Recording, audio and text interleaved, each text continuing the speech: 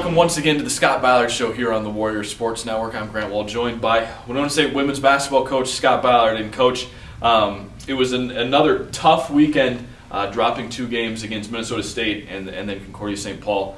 But another weekend where your teams played exceptionally hard and played exceptionally well, having a chance to win that game Saturday against a very, very good Concordia team.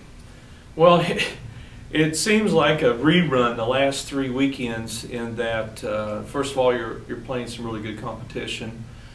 Secondly, we lose another player to injury over the weekend.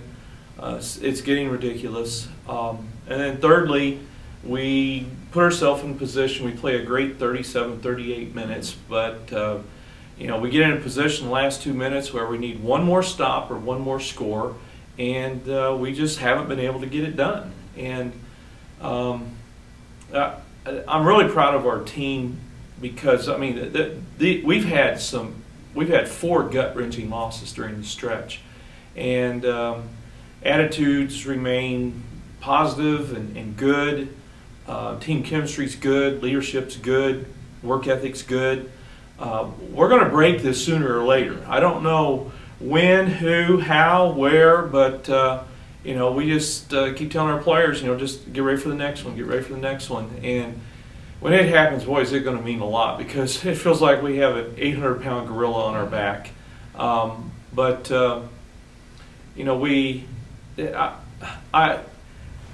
really proud of no matter what group of kids that we have to work with, tails off, and we are continuing to find ways to slow teams down or control the tempo or get some scores. Abby was on the bench, a lot of foul trouble on Saturday, and we still were able to keep the lead the majority of the second half.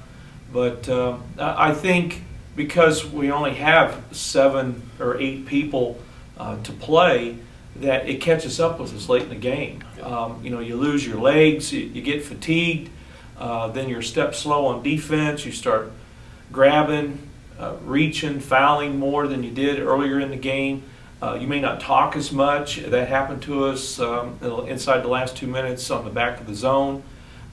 You lose your legs on your shots that we were hitting the first 35, 36, 37 minutes now are short the last 3 minutes, so it wears on you. And they're doing all they can, but we've won a lot of 37-minute games. But it's like we told our group yesterday, we were watching film, it's like, you guys realize that we very easily could be 12-6, and the difference between winning and losing it is small things that add up. We got a couple bad breaks, calls that didn't go our way late in the game, and we didn't shoot well enough to make up for it, or we didn't talk well enough at the defensive end to make up for it. And then it seems like, we played Southwest, 3 weekends ago, and they're one of the worst three-point shooting teams in the league, and they go 6 for 6 first half against us. It's like, are you serious? But you just have to try to, stay the course and believe in what you're doing and keep working hard and staying positive and believe that it's going to change. But not because you wait for some lucky thing to happen. You got to make it happen. Right, and this team has really demonstrated an attitude of never giving up. It would have been easy maybe a couple of these games to go in and, well, it's not going our way tonight and just kind of buckle under. But this team has fought through all of that and have given them shots at the end. Yeah. Well, we're all trying to do what we can to change the momentum that's going against us right now. And it wears on you. Everybody can start second-guessing themselves a little bit with regards to shot selection or what defense you played or substitutions or what offense you called and so on, but it doesn't do any good. It's all hindsight. What matters is that the players that you have out there, they've got to execute what you're doing. And Emily Worth played more minutes Saturday night than she had the entire year so far. Another redshirt freshman that had to step up because we lost Katie Zepsick the night before against Mankato with a knee injury, and I'm hopeful that we're going to get some of them people back in the next couple weeks. It doesn't look like we're going to have them this weekend, but Katie Zepsic and Tessa Wells, hopefully in a couple weeks they might be back in the mix. But you just have to take what you have to work with, and you have to try to make the best of it. And life is not fair sometimes, and we've been hit hard with injuries and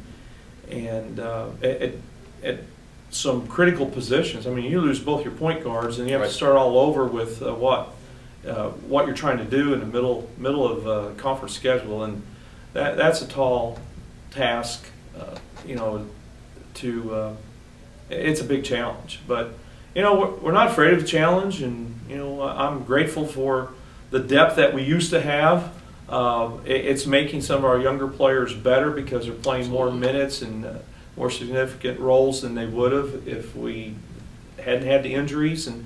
And most teams go through it at some time during the season, and some years it's more than others, and sometimes it seems a little overwhelming. But we've got high character kids, and I'm proud of their effort and their attitudes that they're bringing with them to practice and games every day.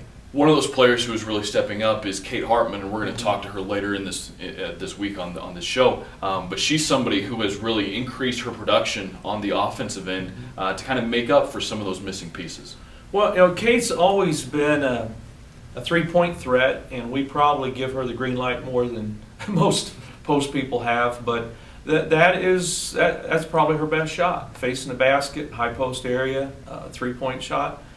She leads our team in three-point shooting percentage-wise, but Kate has improved defensively, and that's getting her more minutes. And then that combined with the fact that Katie Zepsic is out now with the knee injury, it means that Kate is not only starting, but we need her to play 30 minutes. And she worked really hard this off season to get in better shape and condition, and she can handle playing that many minutes if she can stay out of foul trouble. Well, that's all we have for this segment with Coach Ballard. We'll talk to Kate Hartman later this week, and then we'll hear from Coach Ballard more later in the week as we get ready for a pair of road games for the Warriors.